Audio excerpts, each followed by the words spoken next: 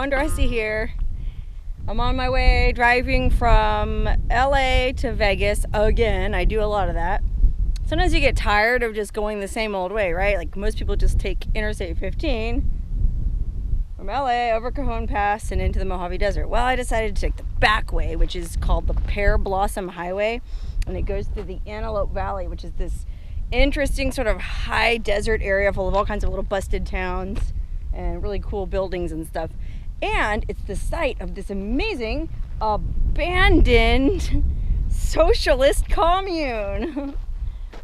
Isn't this amazing? Look at these old stone ruins. This is 100 years old, and it's right outside the town of Llano, I think is how you pronounce it, L-L-A-N-O. It's a Spanish word meaning a big treeless flat, which we are right in the middle of, so it's aptly named. This community was started by this guy who ran for socialist mayor of LA back in like 1915, and he didn't get elected, so he decided to start a socialist commune instead. I guess he was really passionate about socialism, and I think he may have been even more of a communist than just a socialist, and he figured the best way to show people that that was a viable way of life was to start his own community so people would see it thriving and succeeding and then follow suit or jump on the bandwagon, so to speak. Unfortunately for him, his commune didn't succeed, and I guess there was a few different reasons for that. I think there was up to like 1,000 people living here just before it shut down in 1917, which is 100 years ago, okay? So he did convince quite a few people to live out here, but they ran out of water. That was their main problem. I guess they got their water from up in the mountains there. Those are the mountains between LA and here.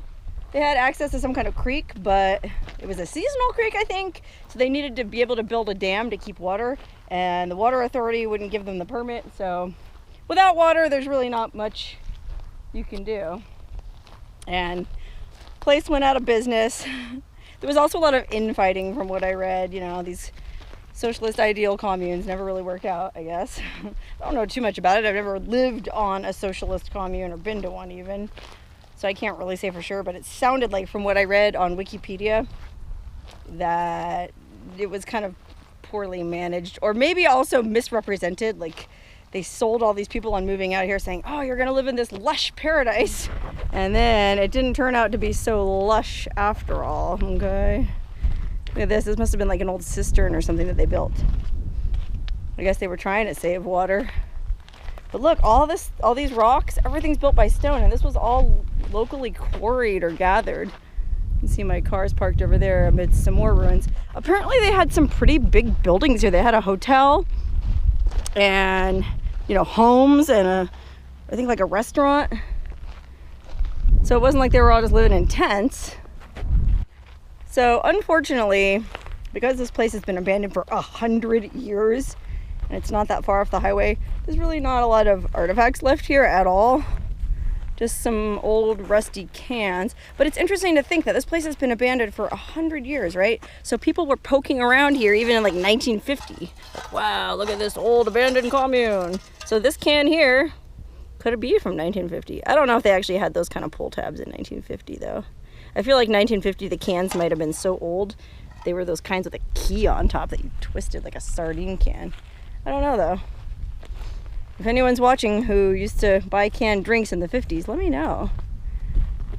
So you can see now there's some kind of more modern litter. I think people come out here and shoot stuff for sure. Target practice. So there's a lot of broken glass. Probably just kind of a hangout for the local kids in a way, because there's not a whole lot else to do out here. Okay, so right off the Pearblossom Highway here is where they had, I guess, the main building. These are the ruins of something that looks like it was pretty big back in the day. Maybe this was that hotel. But all this rock, I mean, this is solid construction. These poor socialists, they really put in a lot of work here. Look at that.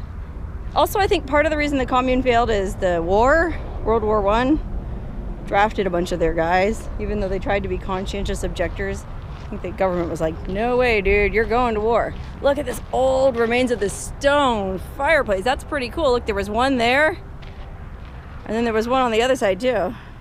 So I guess this was some kind of big stone building, like a great hall of some sort. Maybe it was like their meeting hall where they did their meetings. And then you can kind of see over here,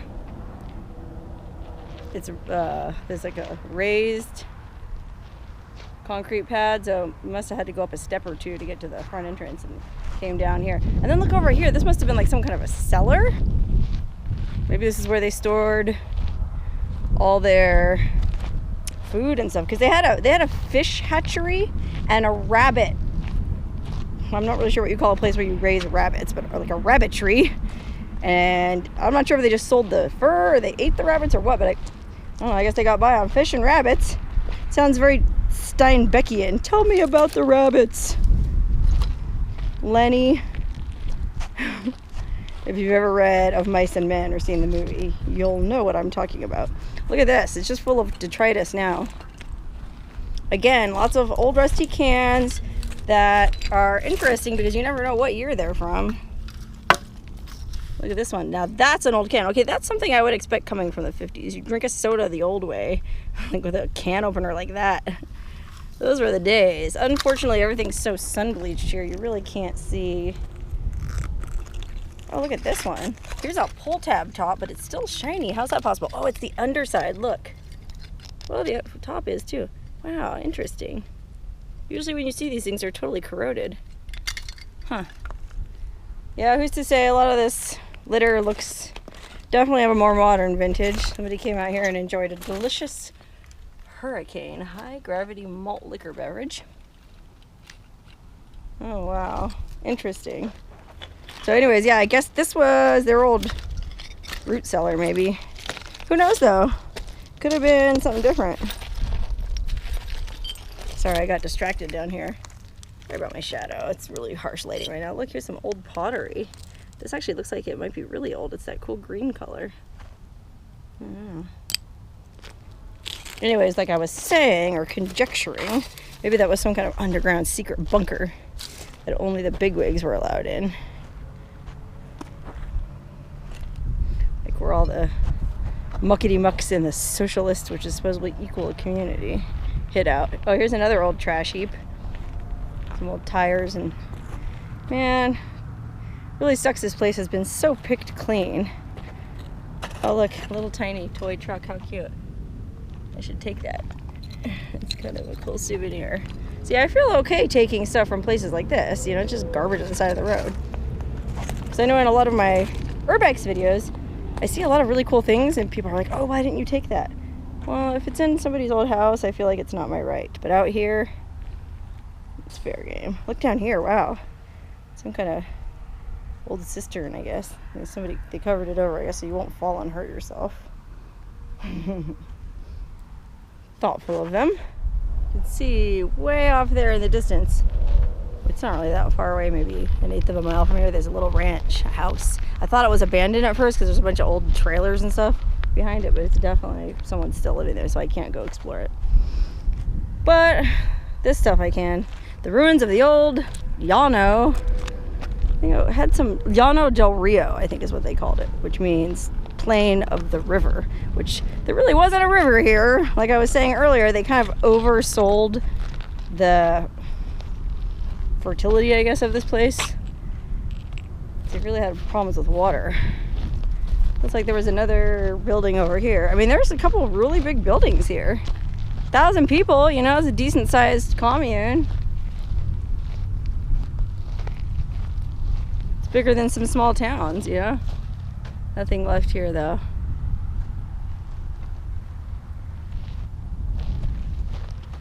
Yeah, they ended up shutting down permanently in 1917 and they moved to Louisiana. They started up a second commune by a similar name, I think, in Louisiana. But that didn't last very long either, and there's no one left from this commune today. Look at these giant anthills that are out here. I think that's an anthill. I don't know, you tell me. That freaks me out. They're all over the place. I mean, I don't see any ants coming out of it, but huh. Look, there's the old staircase that went out the back of that big building. And then it just led out back here to, oh, looks like there was some smaller buildings back here too. Crazy. Look, here's a nice view. Going up the stairs into that majestic lodge with those beautiful mountains in the background. Look, here's another one of those weird anthill looking things. It's obviously not an anthill though. There's like a slit in the middle of it. It's weird. And then it's all like just little bits of bushes, I guess, that blew up into a pile. Weird. Oh wow, look, there's this old silver tarp. Wonder if there's anything exciting under it. Oh man, I'll be honest, part of me was hoping there was a dead body wrapped up in it. I don't know why, but I always thought that'd be kind of interesting to find a dead body. Oh wow, look, here's another one of those big cisterns. Dang, they did what they could to store water, just they didn't have enough of it. I think you can see here they built some kind of little aqueduct. Like this thing goes on and on and on and on and on off into the distance. I guess it was carrying water from whatever spring up in those mountains that they had access to. Anyway, that's pretty much all there is to Llano del Rio. It's worth a little quick stop if you're cruising along the Pearblossom Highway. I mean, it's literally right off the highway. So it's kind of a fun place to wander around, take some pictures. Yeah. Another one of those funky little roadside attractions in the Mojave Desert.